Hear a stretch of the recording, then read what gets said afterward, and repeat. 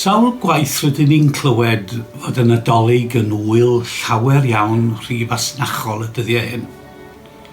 Ac o edrych o'n cwmpas, go brin y byddai unrhyw un ohono ni yn anghytuno â hynny. Ond cofiwch, dwi'n ddiolchgar i fasnach am un peth o leiaf yr adeg yma'r flwyddyn. Byddai'n galw mewn siop yn agos at fy nhatre bob dydd i godi papur newydd.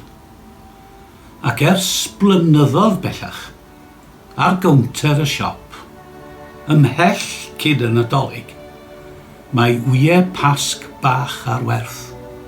Ie, cyn y Nadolig, cofiwch, y cream eggs deniadol hynny, sy'n llawn hufen blasus.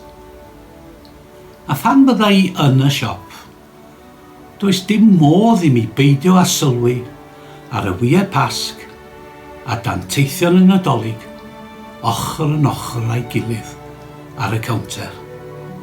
Ac wrth edrych ar danteithion y Nadolig, mae rhywun yn teimlo i bod yn amser o'r flwyddyn i fwynhau a dathlu gen i Iesu.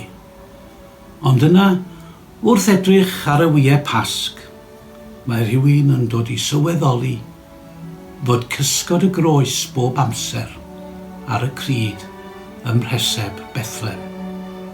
Ie, diolch i'r cyfuniad masnachol hwn am fy sbarduno i gychwyn meddwl o ddifri am fywyd a gweinidogaeth Iesu yn ei cyflawnder, i sylweddoli bod y Pasg a'r Nadolig yn gyfuniad anatod, i ryfeddu at enedigaeth wirthiol Iesu ac yna i farwolaeth a'i atgyfodiad mwyn i ni gael byw y digwyddiadau pwysicaf yn hanes dynoliaeth.